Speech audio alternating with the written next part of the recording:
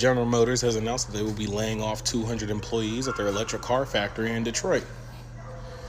Sure, bringing them jobs back to America. I mean, let me not be biased. And the aftermath of new tariffs on imported car parts and vehicles, the global automotive market has entered a sudden and sharp collapse. What began as a strategy to protect domestic manufacturing quickly spiraled into an economic shockwave felt by consumers, dealerships, and automakers alike. Tariffs, by design, raise the cost of imported goods. In the car industry, where parts are sourced internationally and supply chains are complex, the result was immediate. Production costs soared. Manufacturers passed those costs on to consumers, leading to an average price increase of 15 to 25% on new vehicles almost overnight. Financing became harder to secure as banks reacted to a cooling market and demand plummeted. Dealerships, stuck with overpriced inventory, started slashing prices to move cars, but even aggressive discounts couldn't undo the damage. The used car market, already strained by high interest rates and slowing demand, collapsed alongside new car sales. Major brands announced production cuts, layoffs, and plant closures within weeks. For everyday people, the fallout has been severe. Affording a new vehicle, once a standard part of middle-class life, has become a luxury. In cities dependent on the auto industry, unemployment surged. Smaller suppliers, unable to adapt to the new trade environment, shut down. Economists now warn that unless tariffs are rolled back or massive subsidies are introduced, the car market could remain broken for years, reshaping not just transportation, but the broader economy itself. Is Trump's tariffs already working? Don't scroll past this video because you're going to want to hear this. Stellantis, the maker of Ram pickup trucks, has just announced that they are laying off 900 people and shutting down 2 plants in Canada and Mexico because of Trump's tariffs. And that's what you're going to hear on the news today, okay? Government layoffs have destroyed the car industry single-handedly. I've never seen so many new repossessions in my life. It's crazy. People are living hand to mouth. This is Toyota Southeast Finance. Let me show you how many repos and the quality of repo. I'm at a dealer-only auction and we have the opportunity to buy these repos. 2024 Tundra, 32,000 miles, repossession. 2024 electric, 114 miles, repossession. Right? Look at the sea of repossessions. There's just so many. You can't figure it out. 2023, 21,000 miles. Look at the Corolla. And these are inexpensive, but people don't have any money right now. Look at all these Toyota repos. And they're all from Toyota Southeast Financial. These are good credit people. These are not your Westlake Santander. 2025, 3,000 miles, Southeast Toyota. These are not your bad credit, irresponsible. These are forward-thinking, good. You got to qualify for this truck. This is the Tundra Max. This is the real deal Holyfield. Let's take a look at it. It's a 2024 with 8,000 miles. They probably had this for 6 months. There's tons of them. Look, it's a sea of repossessions. There's so many I can't even cover them. Between tariffs, mass layoffs in the government sector, and these massive deportations, the auto industry is single-handedly falling. People can't afford their $1,000 a month payment. This is a 2024 with 11,000 miles. But it gives us dealers opportunity to buy. I'm really scared. I've been in the business 15 years. This is the first time I'm scared. I don't think you guys understand. Look how far the repos go. There's probably 700, 800 repossessions today.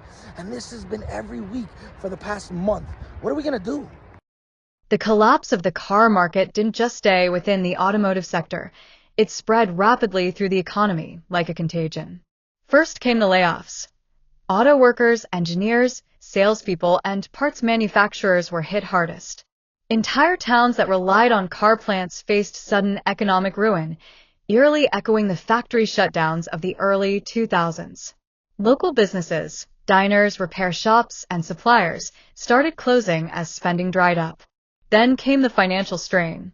Auto loans, once one of the most reliable forms of consumer credit, started defaulting at record rates.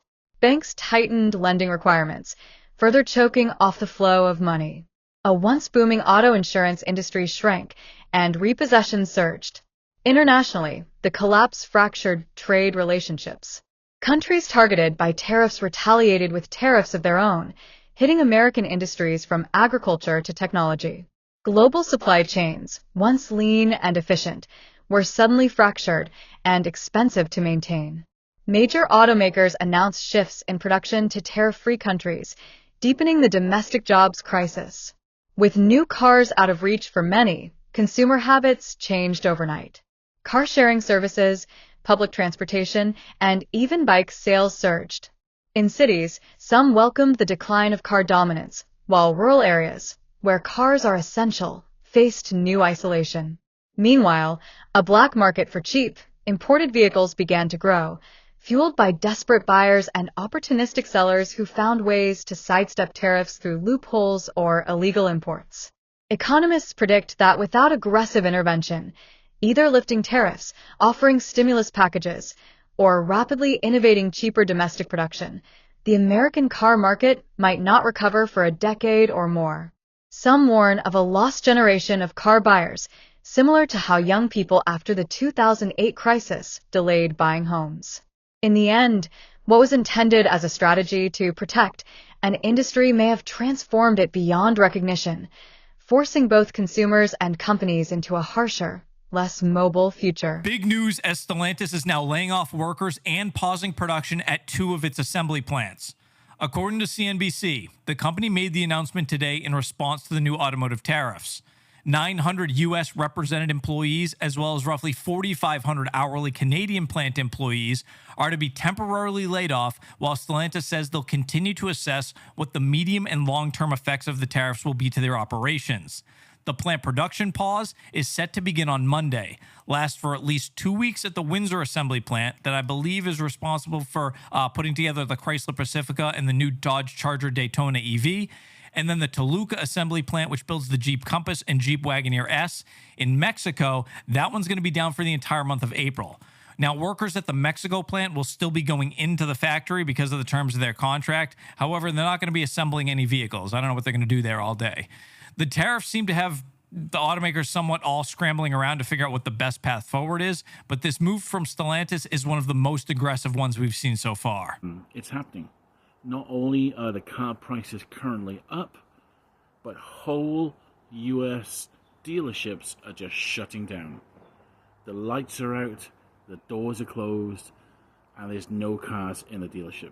So Subaru is pulling its manufacturing out of the United States because of tariffs. And before you guys say, well, that's not a big deal. Well, it kind of is, because it's thousands of American jobs. What you may or may not know is that Subaru has a factory, a manufacturing facility here in the United States where they build several cars, one of which is the Outback. Now, the vast majority of their sales is the Outback, and 24% of those sales go to Canada. Well, we produce the cars that go to Canada. So basically what they're saying is that we're going to end this. We're going to move manufacturing, because we already have facilities there, to Japan, because it makes more financial sense for us to do that versus trying to deal with these tariffs, which are all over the place at any given time.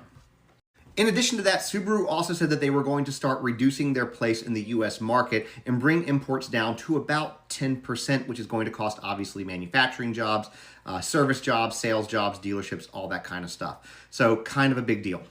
Now, the last thing I'll share with you is that in addition to the Outback, Subaru was planning on starting manufacturing of the Forester in the US, and they've not commented on whether or not that's going to continue happening, but basically what's being alluded to is that we will probably lose the production of the Forester as well, and that might go back to Japan or Canada. Hey, what's up, America? Car jobs. So the car manufacturer Stellantis, the company that makes Jeep and Dodge, is about to lay off around 4,000 employees. Now, of course, these are mostly factory workers who make vehicles. And about a month ago, it was announced that 1,000 of these employees would be laid off, and now the number has jumped to 3,740. So these are people who have been coming to work every day on time, have been loyal, have done everything they can, some of them attempting to make overtime for the company, only to be told, it's time to quit, you're being laid off, sayonara, no more money for you. And of course, that's very common here in the United States, and I'm willing to bet none of these individuals have pensions either. And so, the great car market, once roaring like a finely tuned V8 engine, now sits stalled on the side of history's highway, waiting for a mechanic that may never come. From shiny showroom floors to empty factories, the road ahead looks bumpy, and there's no GPS signal in sight. If you enjoyed this breakdown of the car market collapse, make sure to slam that like button, drop a comment below with your thoughts, and subscribe to Orbit Point for more deep dives into the twists and turns of today's world. Don't forget to smash that notification bell so you never miss a ride with us into the wild world of news and stories.